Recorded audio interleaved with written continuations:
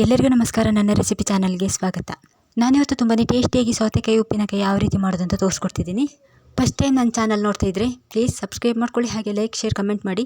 ಮತ್ತು ನನ್ನ ಚಾನಲ್ಗೆ ನೀವೆಲ್ಲರೂ ತುಂಬಾ ಸಪೋರ್ಟ್ ಮಾಡ್ತೀರಿ ಅಂತ ಹೇಳ್ತಾ ಈಗ ಬನ್ನಿ ವಿಡಿಯೋ ಶುರು ಮಾಡೋಣ. ಸೌತೆಕಾಯಿ ಉಪ್ಪಿನಕಾಯಿ ಮಾಡೋದಕ್ಕೆ ಮೊದಲಿಗೆ ನಾನಿಲ್ಲಿ 2 ಸೌತೆಕಾಯಿ ತೊಗೊಂಡಿದ್ದೀನಿ. ಮೊದಲು ನಾನು ಸೌತೆಕಾಯಿಯನ್ನು ತೊಗೊಂಡು ಚೆನ್ನಾಗಿ ವಾಶ್ ಮಾಡಿಟ್ಕೊಂಡಿದ್ದೀನಿ. ಈಗ ಸೌತೆಕಾಯಿಯನ್ನು 2 ಸೈಡ್ ಕಟ್ ಮಾಡ್ಕೊಳ್ಬೇಕು. ನಾನು ಸೌತೆಕಾಯಿಯನ್ನು ಅಂಗಡಿಯಿಂದ ತಂದಿರೋದ್ರಿಂದ ಸ್ವಲ್ಪ ಬಾಡಿದೆ, ಹಾಗಾಗಿ ಸ್ವಲ್ಪ ಜಾಸ್ತಿನೇ ಕಟ್ ಮಾಡ್ಕೊಳ್ತಾ ಇದ್ದೀನಿ. ಈಗ ನಾವು ಇದನ್ನು ಮಧ್ಯದಲ್ಲಿ ಕಟ್ ಮಾಡ್ಕೊಳ್ಬೇಕು. ನಾವು ಸೌತೆಕಾಯಿ ಉಪ್ಪಿನಕಾಯಿಯನ್ನು ಮನೆಯಲ್ಲೇ ತುಂಬಾ ಸಿಂಪಲ್ಲಾಗಿ ಮತ್ತು ಟೇಸ್ಟಿಯಾಗಿ ಮಾಡ್ಕೊಳ್ಬಹುದು.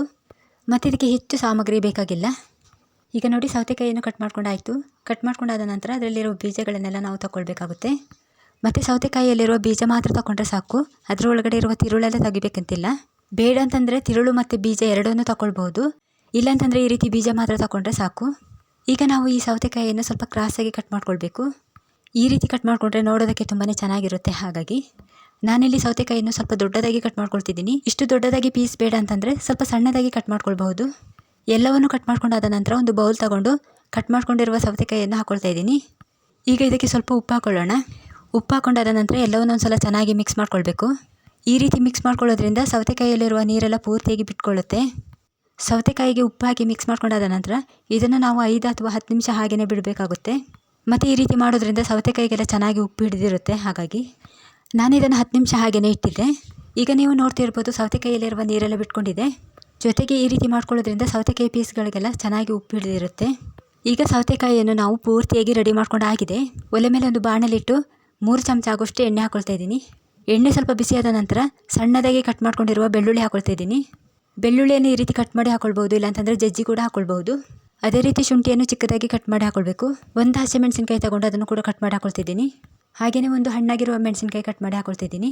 ಒಂದು ಹಸಿಮೆಣಸಿನಕಾಯಿ, ಇನ್ನೊಂದು ಹಣ್ಣಾಗಿರುವ ಮೆಣಸಿನಕಾಯಿ, ಟೋಟಲಾಗಿ 2 ಮೆಣಸಿನಕಾಯಿ ಹಾಕ್ಕೊಂಡಿದ್ದೀನಿ.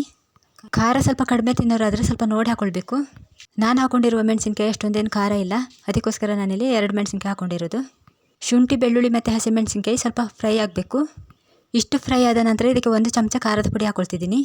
ನಾವು ಇದಕ್ಕೆ ಖಾರ ಪುಡಿ ಹಾಕ್ಕೊಳ್ತಾ ಇರೋದ್ರಿಂದ ಹಸಿಮೆಣಸಿನಕಾಯಿ ಮತ್ತು ಖಾರದ ಪುಡಿ ನೋಡಿ ಹಾಕ್ಕೊಳ್ಬೇಕು. ಇದಕ್ಕೆ 1 ಚಿಟಿಕೆ ಆಗೋಷ್ಟು ಉಪ್ಪು ಮತ್ತು 1 ಚಿಟಿಕೆ ಇಂಗು ಹಾಕ್ಕೊಳ್ಬೇಕು. ನಾವು ಇದಕ್ಕೆ ಇಂಗು ಹಾಕ್ಕೊಳ್ಳೋದ್ರಿಂದ ಉಪ್ಪಿನಕಾಯಿ ಪರಿಮಳ ತುಂಬಾ ಚೆನ್ನಾಗಿರುತ್ತೆ. ಹಾಗೆಯೇ ನಾವು ಸೌತೆಕಾಯಿಗೆ ಉಪ್ಪು ಹಾಕ್ಕೊಂಡಿರೋದ್ರಿಂದ ಉಪ್ಪು ನೋಡಿ ಹಾಕ್ಕೊಳ್ಬೇಕು. ಈಗ ಇದಕ್ಕೆ ಅರ್ಧ ಕಪ್ ಆಗೋಷ್ಟು ನೀರು ಹಾಕ್ಕೊಳ್ತಾ ಇದ್ದೀನಿ. ನೀರು ಹಾಕ್ಕೊಂಡಾದ ನಂತರ ಇದು ಸ್ವಲ್ಪ ಕುದಿಬೇಕು. ಈಗ ನೋಡಿ, ಇದು ಚೆನ್ನಾಗಿ ಕುದೀತಿದೆ. ಈ ಟೈಮಲ್ಲಿ ನಾನು ಹುಳಿ ಹಾಕ್ಕೊಳ್ತಾ ಇದ್ದೀನಿ. ಹುಳಿ ಯಾವುದಾದ್ರೂ ಸೇರಿಸ್ಕೊಳ್ಬಹುದು, ನಿಂಬೆ ರಸ ಬೇಕಾದರೂ ಸೇರಿಸ್ಕೊಳ್ಬಹುದು, ಇಲ್ಲಾಂತಂದರೆ ಹುಣಸೆ ರಸ ಕೂಡ ಸೇರಿಸ್ಕೊಳ್ಬಹುದು. ನಾವು ಸೌತೆಕಾಯಿಯನ್ನು ಉಪ್ಪಿನಕಾಯಿ ಮಾಡ್ಕೊಳ್ತಾ ಇರೋದ್ರಿಂದ ಅದಕ್ಕೆ ಸ್ವಲ್ಪ ಹುಳಿ ಸೇರಿಸ್ಕೊಂಡ್ರೆ ತುಂಬಾ ಟೇಸ್ಟಿಯಾಗಿ ಬರುತ್ತೆ. ಹಾಗಾಗಿ ಮತ್ತು ಉಪ್ಪಿನಕಾಯಿ ಸ್ವಲ್ಪ ಸಿಹಿಯಾಗಿ ಬೇಕಂತಂದರೆ ಸಕ್ಕರೆ ಕೂಡ ಸೇರಿಸ್ಕೊಳ್ಬಹುದು. ನಾವು ಇದಕ್ಕೆ ಹಾಕ್ಕೊಂಡಿರುವ ಮಸಾಲ ಎಲ್ಲ ಸ್ವಲ್ಪ ಕುದಿ ಬಂದು ಸ್ವಲ್ಪ ಗಟ್ಟಿಯಾಗಬೇಕು. ಇಷ್ಟು ಗಟ್ಟಿಯಾದ ನಂತರ ಮೊದಲೇ ಕಟ್ ಮಾಡ್ಕೊಂಡಿರುವ ಸೌತೆಕಾಯಿ ಹಾಕ್ಕೊಳ್ಳೋಣ. ನಾವು ಇದಕ್ಕೆ ಬರೀ ಸೌತೆಕಾಯಿ ಮಾತ್ರ ಹಾಕ್ಕೊಳ್ಬೇಕು.